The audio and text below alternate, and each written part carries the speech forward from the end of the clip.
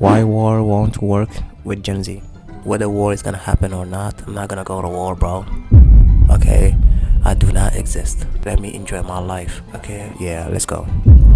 You know, they say every couple of generations, one generation is bound to experience the most life-changing events in history. And so far, it's looking like Gen Z is fitting the boot. Okay, maybe that's a little bit of an exaggeration, but can you blame me after all the things we've had? Most of us were born around the time or after one of the most devastating terror attacks in modern times happened. We saw our parents trying to keep their sanity during the 2008 financial crisis. As soon as we stepped out into the real world as adults, everything decided to shut down because of COVID in 2020. We've been having drills since we were 5 at school in case a lunatic comes in and mows the whole school down. And now to add the cherry on top, we may be running back to draft and being put on the warfield. Excuse me, I meant you guys may be running back to drafting on the warfield. I just found out.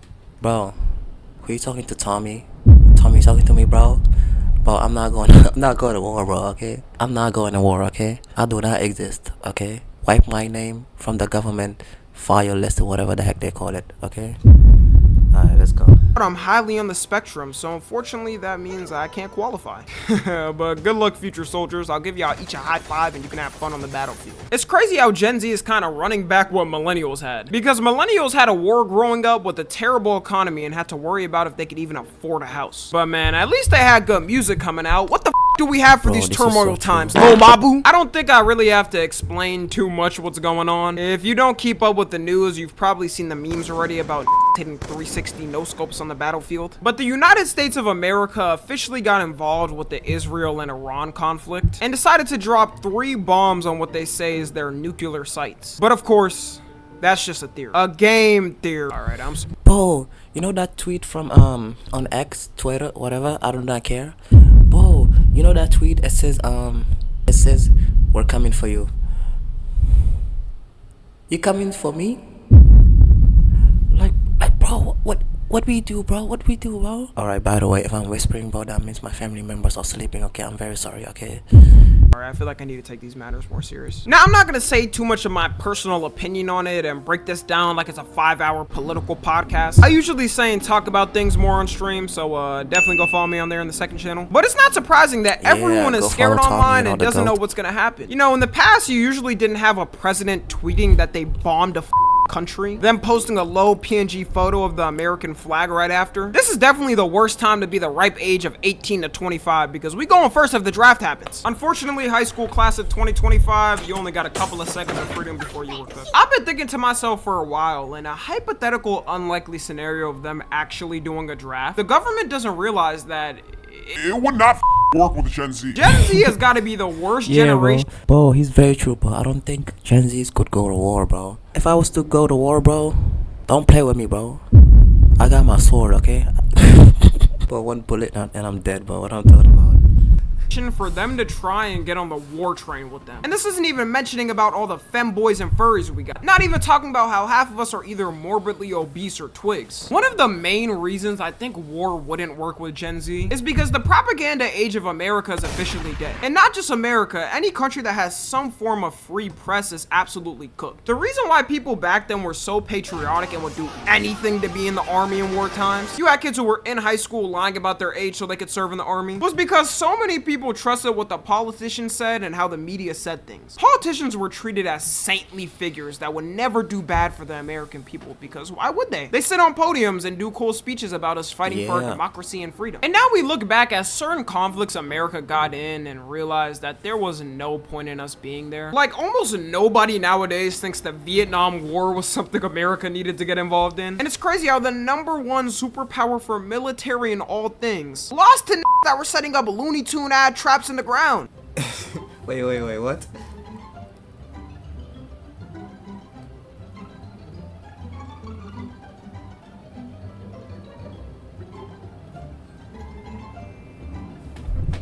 Bro, this is the trap you guys gotta set? I don't want no smoke, okay? Yeah. Alright, let's go.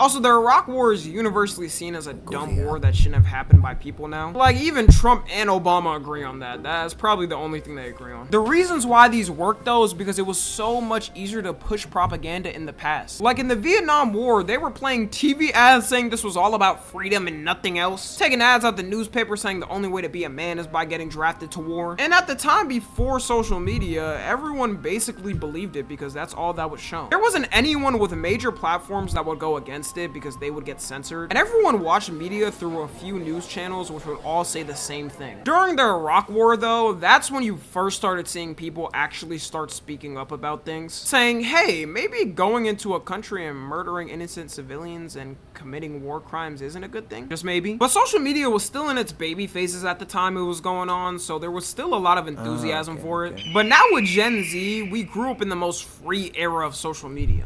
Yes, bro, that's what I'm saying, bro. Like, this is the best era ever. No one would go because everyone would know it would be another lie that the government is doing. And the military's numbers have already been dropping more than ever. People have been making fun of it because they be trying to recruit soldiers anywhere they can now. They've been seen at anime cons. They got whole Twitch channels now. They even got them at AnimeCon has no chance, bro, okay?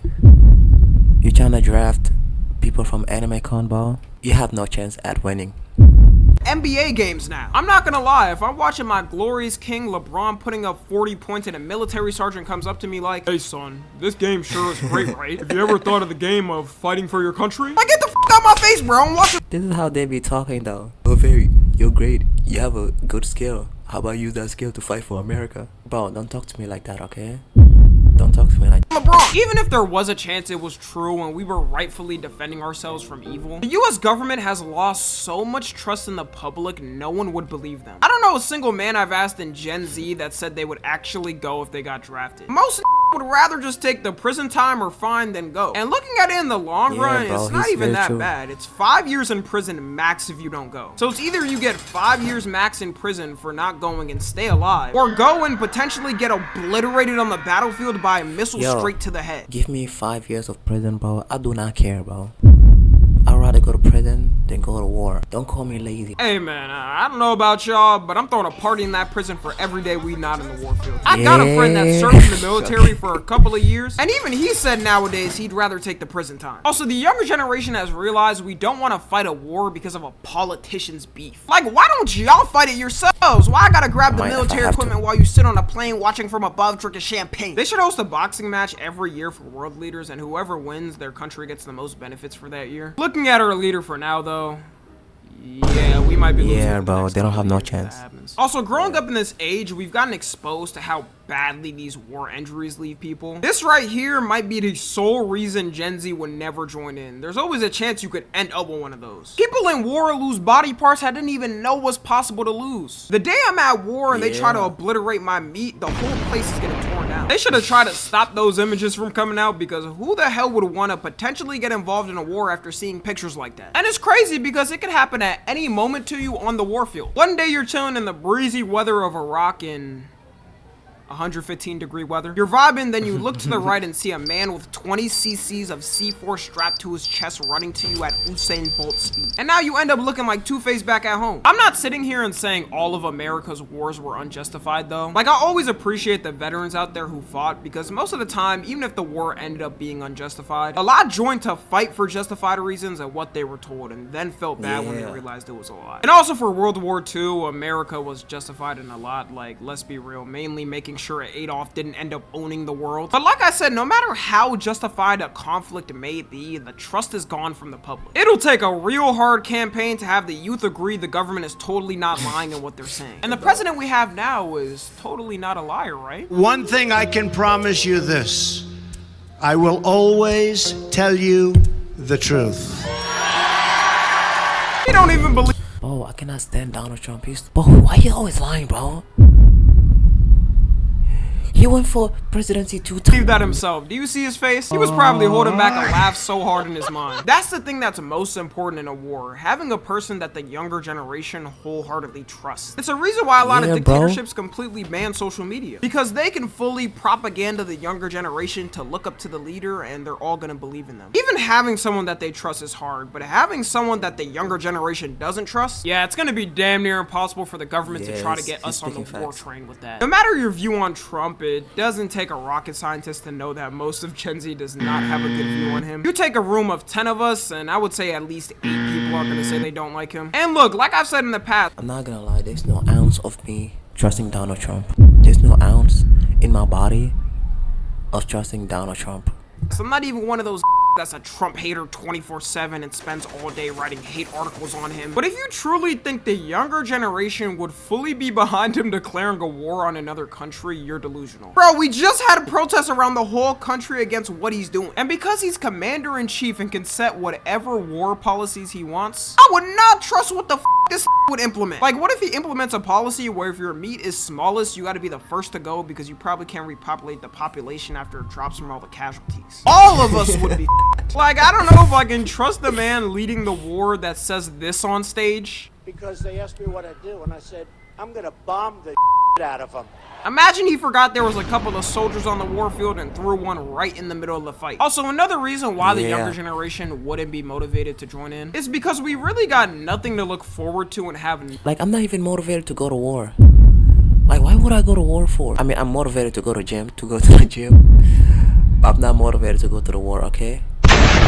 No hope for an American dream. Our economy's still from COVID and inflation is still going on. No one can get a job on the mainland already. And most of Gen Z ain't gonna get a house in their lifetime. At least back Yeah, bro, then, he's when very you true. fought a war, you had those things to look forward to. You came back and could work a shift as a cashier and buy a house in 2 years. Nowadays, instead of that, you're gonna come back and have no work available to you, probably still be living with your parents. All the femcells on Twitter and TikTok are gonna be laughing at the men dying on the warfield. And don't count on the government to help you either after. It's so sad to me that there's people out there that served the country and helped keep it alive, only for them to end up homeless with no help from the government. In what world should homeless veterans even be a thing, bro? We spend $880 billion on the military a year.